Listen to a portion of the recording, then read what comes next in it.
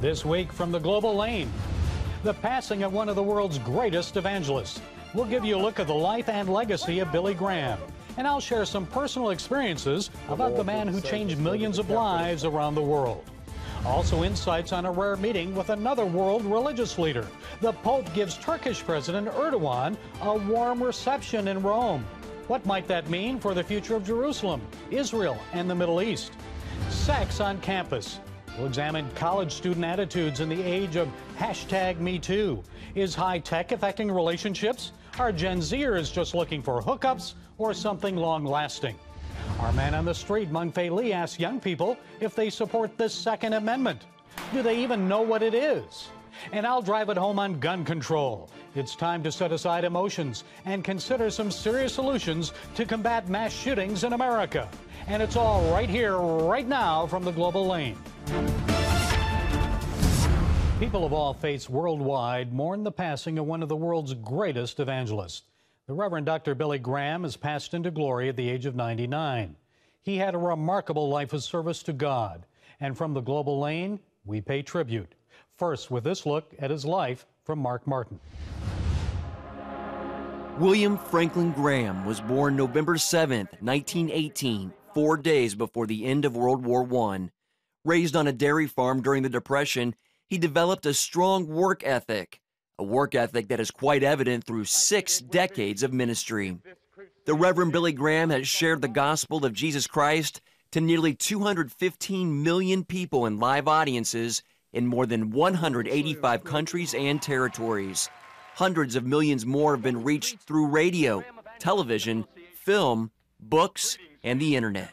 Billy Graham gained his primary evangelistic experience on radio and then through Youth for Christ, an organization founded to minister to young people and servicemen during World War II. Following the war, Graham preached throughout the United States and Europe. His ministry with Youth for Christ opened doors for a series of interdenominational citywide campaigns in the late 40s. Outside the person of our Lord Jesus Christ, let me say again, there are problems of fear. Billy Graham was not afraid to confront the evils of society. He joined the Reverend Martin Luther King Jr. to battle racism. Don't ever say it's a white man's religion or a black man's religion.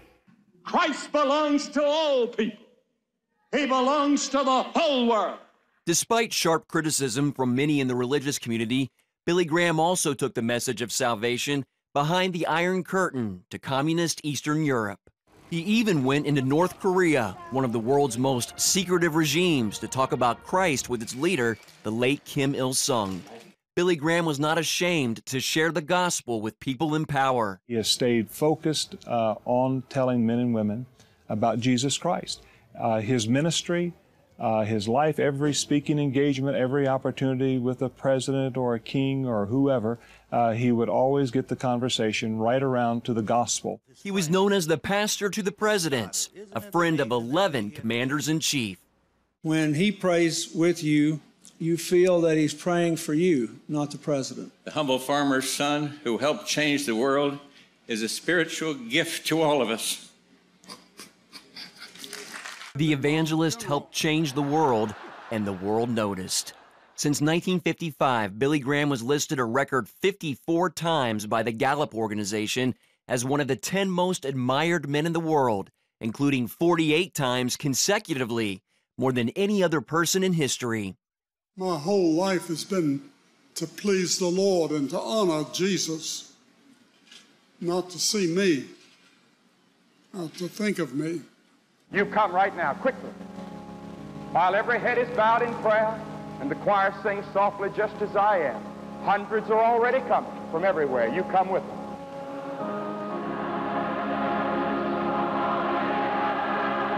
You out there tonight can give your life to Christ. Just bow your head and say yes to Christ right now. Mark Martin, CBN News. Like many American baby boomers, as a child, I often watched Billy Graham's crusades on television. Like millions of other people around the world, the seeds of salvation were planted in my heart. I met Dr. Graham twice. Once was in the 1980s in Washington at our CBN News Bureau. Dr. Graham had just returned from a visit to the Soviet Union. I asked him, why did you go to the communist country when many Christians and conservatives warned you that the communists would just use your visit for propaganda purposes? Reverend Graham replied, because I felt if God opened the door of opportunity for me to preach the gospel there, and if Russians came to Jesus, then it would be worth it, despite all the criticism. I'll never forget that response, and I'll never forget having the privilege of producing an interview segment that Pat Robertson did with Billy Graham just beyond the rubble of the Berlin Wall. This was March 12, 1990, just 4 months after my assignment in Berlin when the wall came down. Reverend Graham restated that he would tell people about Jesus wherever God allowed. Here's a short clip. It was a day many Berliners had long hoped for. Tears of joy flowed. There were cheers and applause. The Berlin Wall was coming down. 4 months later, I was privileged to produce a news segment with two remarkable Christian leaders, Pat Robertson and Billy Graham, as they walked along the remains of the Berlin Wall. And now these people can come in freedom. It's a heady day for Germany. It is. I would say to everybody, let's get behind Pat in Eastern Europe. The Lord didn't say just go to the capitalist countries. He said go to the whole world. So that settled it for us, and that meant the communist world and every other part of the world that we can get to. Both predicted the window of opportunity for spreading the gospel in Eastern Europe and the Soviet Union would be fleeting. 25 years later, church attendance has skyrocketed, and Christians in the former Soviet states, including Ukraine, face persecution. And go to the whole world he did, and yes, we mourn the world's loss. We pray for the Graham family at this time, but we know Reverend Graham is now dancing in heaven with his beloved wife, Ruth. 4 years ago, their grandson, Will, told the story of talking to his grandfather about his eventual death. Reverend Graham told Will, one day you'll hear that Billy Graham has died. Don't believe it. On that day, I will be more alive than I will ever be. So, Billy, we won't say that you're dead. We rejoice that you are now more alive than ever. We're thankful for your life. The world is not the same because of you. It won't be the same without you. Don't ever say it's a white man's religion or a black man's religion. Christ belongs to all people. He belongs to the whole world.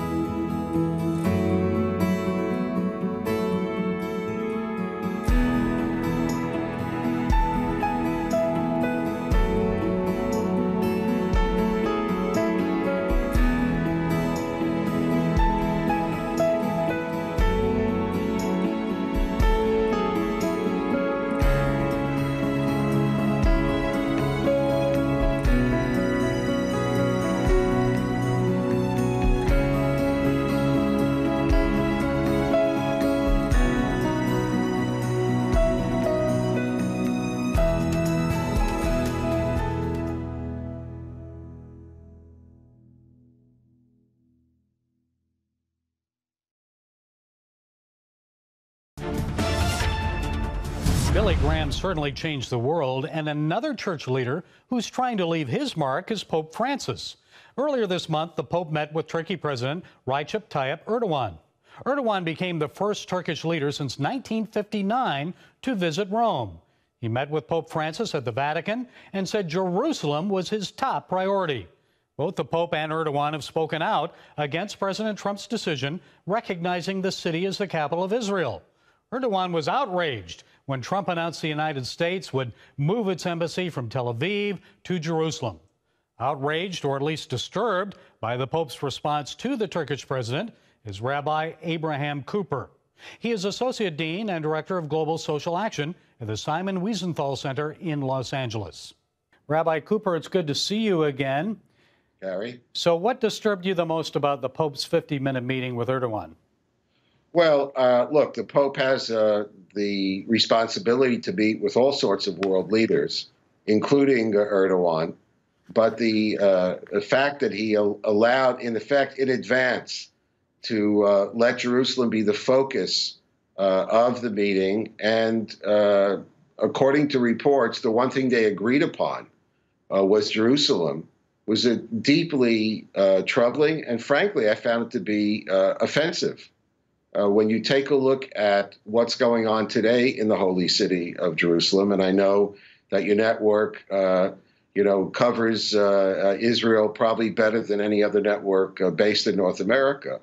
One thing we can say, that access to holy sites for all faiths, all denominations, religious leaders coming, and there's never been, this is a golden era really for the holy city of Jerusalem in terms of pilgrims from the various faiths coming and getting access safely to pray in their holy locations. Now, when you have someone like Erdogan, who has obviously been using the Israel-Palestinian conflict as a way to get street creds in the Muslim world, who's really been a flamethrower in terms of rhetoric and in some cases in terms of action, that Pope Francis would find common ground with him over the future of Jerusalem is deeply troubling and frankly offensive. You know, one of the wonderful things about walking the streets of the city of Jerusalem, as you know,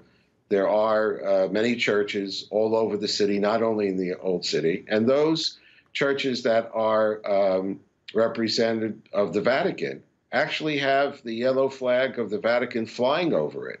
I'm not sure that could be possible anywhere else in the Middle East. I hope it's something that's passing, but if it means that this Pope actually thinks he can cut a deal related to religious freedom with Erdogan, I don't think so. Yeah, it seems like it's very puzzling because for centuries, the papacy has acted to advance Christendom and against Islamic dominance of Jerusalem. So why this change now? What do you think? Well, I don't know exactly the nature of the change. My guess is that the bottom line, that this Pope and his predecessors are increasingly worried about the fate of Christian communities throughout the Middle East, as well they should be. We know about the religious ethnic cleansing in Iraq. We know the suffering of the Copts in Egypt and what's going on in Syria, Gaza. And I assume what's going on in part is that the Pope's, if he makes nice to an influential regional leader like Erdogan, that somehow it will be better for his flock in the region. And making nice with Erdogan, what difference does that make to Israel in the peace process?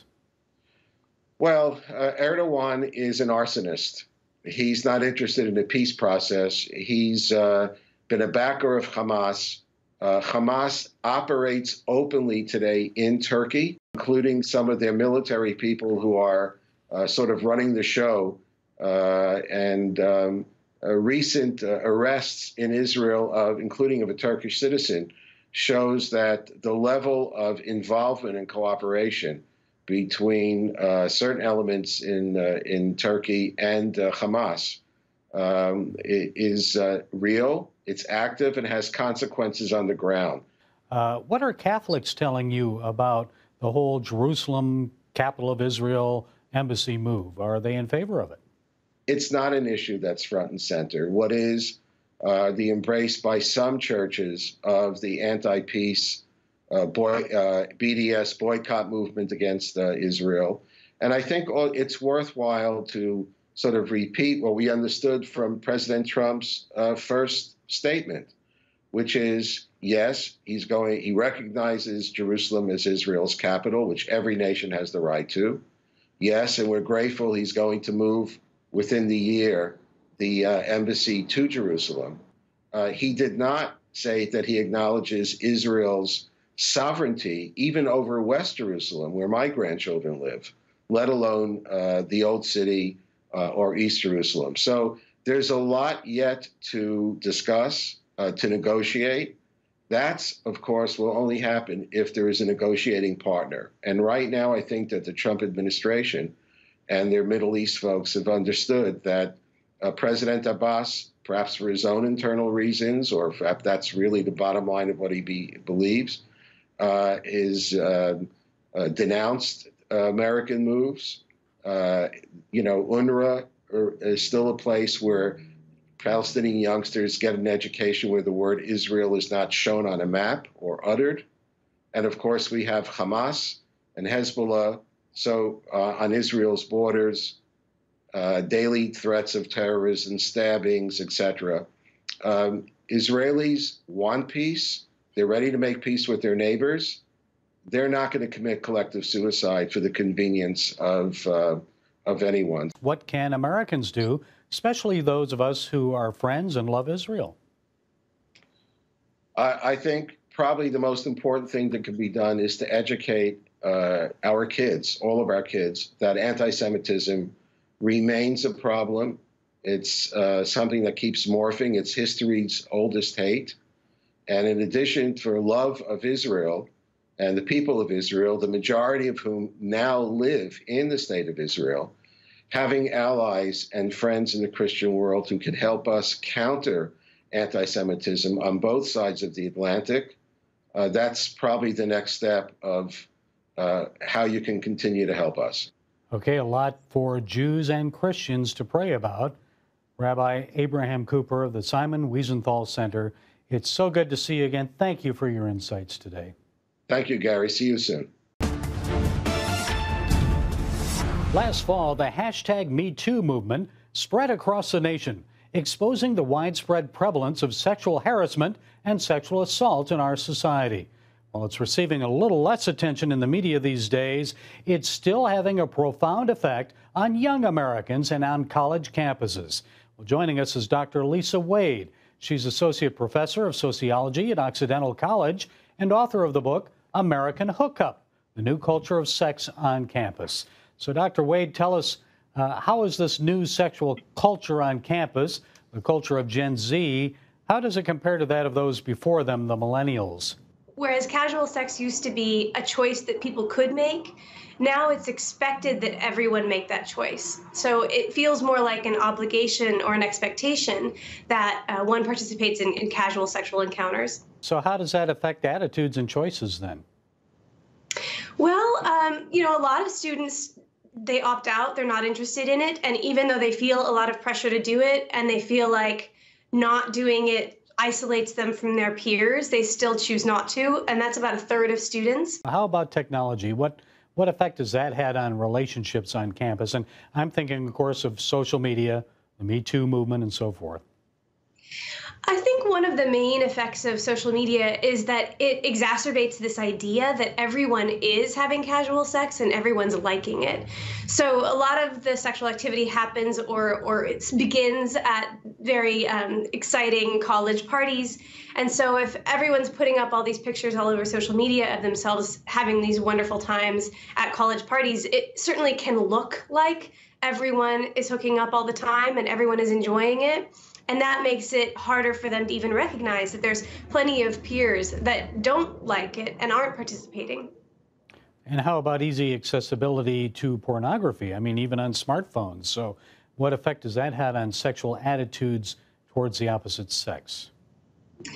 Well, we do know that young people, and particularly men, but women as well, are consuming a lot more pornography than any modern generation, and that they're more approving of the pornography that they're viewing. We also know that pornography it's not your grandfather's pornography anymore. It's much more extreme. There's a lot more violence in it than there used to be. And so this notion that you're supposed to objectify the other person, take pleasure from them, that certainly is echoed in pornography. And if that is our main sex education, which for a lot of young people it is, then they may think that that's a normal way to have sex. Well, it seems like love is absent here, isn't it? It's just hooking up, or? Yeah, it's really unfortunate because in the decades since the 1970s, we've become a more individualistic society. Men and women alike have become more, they value more putting themselves first, focusing on their career instead of connections with other people. And young people these days tend to think that relationships and emotional connection are a drain on their energy and maybe a distraction from their career goals.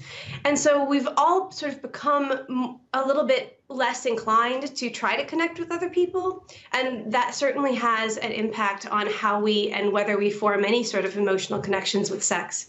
Does it make us, is there an attitude of being more temporal with relationships then? Yeah, the notion is I don't have time to invest in another human being, but I still want to have some kind of sexual contact, especially because young people in college are told that that's what they're supposed to do.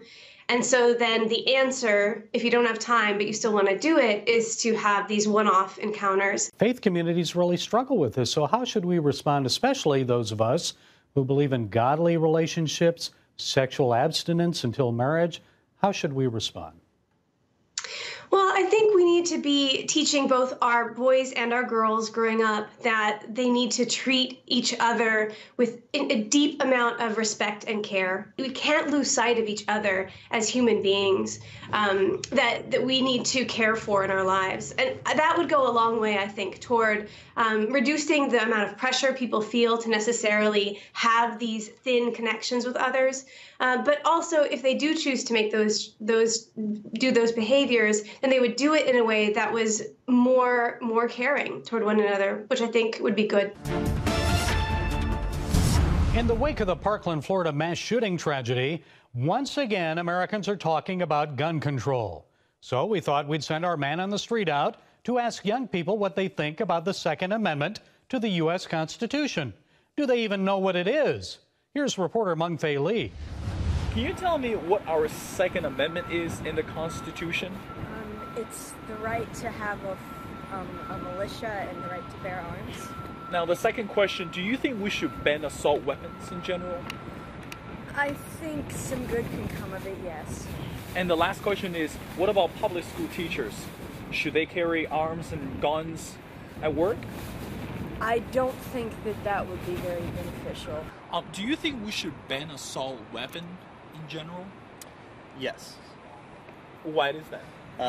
They're military-grade weapons that shouldn't be used by civilians that don't have any use or practice using them, so I don't think we need them on our streets. Well, the last question is, what about the teachers? Do you think we should give guns to the teachers in public schools? No, because that means they need training as well. Again, I can only imagine the heartache if a teacher shot someone, a student on accident when they're trying to shoot the perpetrator. That would be the worst thing ever for the teacher. Do you think we should ban assault weapon in general? No, we just had the conversation earlier at lunch with my dad. I don't think so. I don't think the guns are killing people. It's people killing people. It's just like with alcohol. You know, alcohol is not walking out in the street and getting in a car and killing people. It's the people that are drinking and getting in the car and then hitting people or killing people. Same with a gun. You know, a gun can't shoot itself. Somebody's got to pull the trigger. So that's what we talked about at lunch today, actually. Okay. Well, the last question is, do you think we should give guns to the public school teachers? Well, we talked about that too, yeah. Okay. So I said I think the President of the United States walks around with people around him carrying guns. You walk into a bank and there's people with guns. Why not have a security guy or a trained teacher, carrying a gun? Can you tell me what our Second Amendment is in the Constitution? Yes, it's about our right to bear arms. Okay. Now the next question is, do you think we should ban assault weapons? I think we have to be very careful in grouping everything together. I am cautious about eroding our rights, and I do think our lawmakers have to look at what can be done in order to protect the populace. Do you think we should ban assault weapons in general? Yes. Oh, why is that? Mainly because the only reason assault weapons are there is to kill people. They're not really for hunting. They're not for going out and target shooting. There is some sport to it, but for the most part, all they do is kill people. We've been down this road before. Every time there's a mass shooting, leftists come out of the woodwork and scream for gun control. It would solve everything, they say, if we could just keep assault rifles out of the hands of troubled students. Then these shootings wouldn't happen, or at the very least, the number of victims would be fewer. And remember last October and the terrorist who killed eight people on a New York City bike path? No assault weapon. He used a truck. People bent on committing evil will find a way to kill, with or without guns. Sure, we're all mourning, upset and concerned about the Parkland school shooting, but let's not let the emotions of the moment direct our response. Yes, something must be done to prevent future mass killings at American high schools and at outdoor concerts like the one in Las Vegas. But we need to do the right thing. Take action. that will truly make all Americans safer while protecting our constitutional rights. I struggle with efforts to ban assault rifles. After tragedies like Parkland, I wonder, why would anyone need an assault rifle? You certainly don't need it for hunting. Shotguns do a pretty good job of blasting Bambi. It may be time to consider banning assault rifles and bump stocks, but we've got to be careful because banning some guns can start us down the slippery slope of banning many. Let's not forget the Second Amendment to our Constitution. It says, the right of the people to keep and bear arms shall not be infringed. Yes, when our founding fathers wrote that, I don't think they envisioned AR-15s or bump stocks, but here's what they did envision. These are the words of our first president, George Washington. A free people ought not only be armed and disciplined, but they should have sufficient arms and ammunition to maintain a status of independence from any who might attempt to abuse them, which would include their own government.